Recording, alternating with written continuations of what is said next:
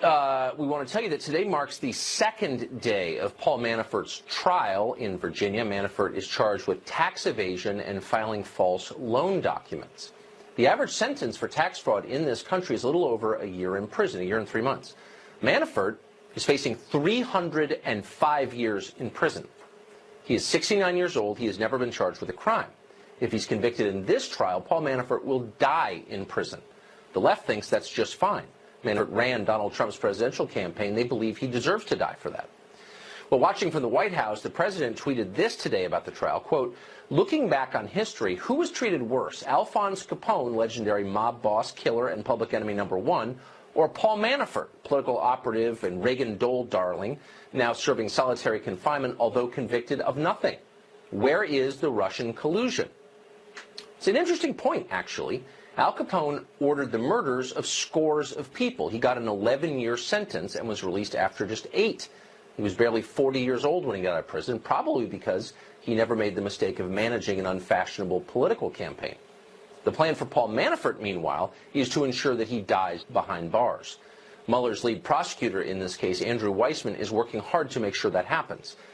If you were at Hillary Clinton's election night party in New York City, you may recognize Andrew Weissmann. He was there, too, hoping to celebrate Hillary's victory. Now he is doing the next best thing, avenging Hillary's defeat. Keep in mind that in America, justice is supposed to be evenly applied. It may be the best thing about our country. Political differences aren't supposed to get you locked behind bars. And then came the resistance, and everything changed. Opposing Trump became a matter of total war, whatever it takes, even if it means corrupting our justice system and ending a man's life. Dan Bongino is a former Secret Service agent, NRA TV contributor, author of the brand new book Spygate, the attempted sabotage of Donald J. Trump. Dan Bongino joins us now. So, Dan, I hate to think that any prosecution is politically motivated, but in a country in which a year and 3 months is the average sentence for tax evasion, to see a man facing 305 years raises red flags, to put it mildly.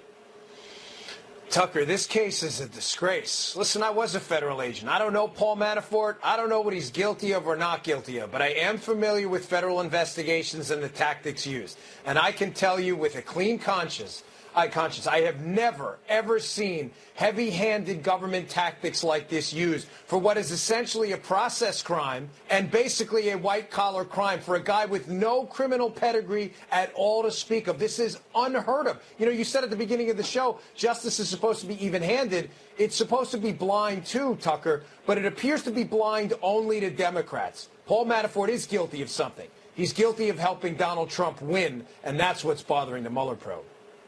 So the point of criminal punishment is to render justice, to do something proportionate, appropriate, to send the statement, we don't accept this kind of behavior. That's why we punish tax evasion, and we should. And also to protect the public, to make sure that someone who's a threat to the rest of us is no longer walking free.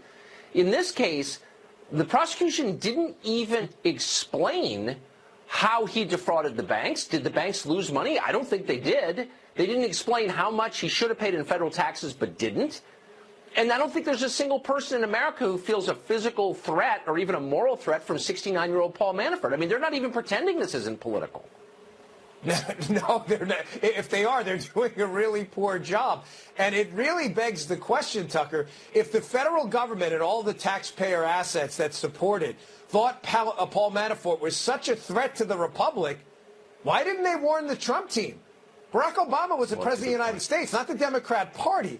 Why didn't they warn the Trump team that this dangerous threat that had to be put in solitary confinement, that had to have the full force of the government weaponized against him? Why didn't they warn them? The answer is because they didn't believe that. I told you, Manafort is guilty of something. He's guilty of helping Donald Trump win. And by the way, Tucker, some of the same process crimes and suspicious activity Mueller's accused Manafort of, ironically enough, Democrats accused of the same thing, or people connected to Democrats, seem to have gotten up to this point a relatively free legal pass. Even as a matter of, for appearances, would you, if you were Robert Mueller, appoint as the lead prosecutor in a case against Donald Trump's former campaign manager, a Hillary partisan who went to her victory party on election night? Tucker, They're not. I'm laughing because this is a joke. They're not even hiding it. Can I double down on you? Yeah. How about this? Andrew Weissman, yes, attended Hillary's party. Jeannie Rhee, who was one of his lead prosecutors in the case, represented the Clinton Foundation. Aaron Zebley, Tucker, another prosecutor in the case who's friendly with the whole Mueller crew, represented one of the Clinton guys involved in the destruction of the BlackBerries as a lawyer. This is really happening right now. And by the way, other ones are donors to Democratic candidates. You would think a guy with Bob Mueller's level of intelligence, no one's claiming he's a dumb guy, by the way. You would think he would be smart enough to pick this out and pick other lawyers and at least attempt to look nonpartisan. For some reason, they don't seem to care. Yeah, or they're totally lacking in self-awareness. Almost everybody in that world is lacking self-awareness because they don't know anyone who disagrees with them, which is part of the problem. Dan Bongino, thank you, as always, for the clear explanation.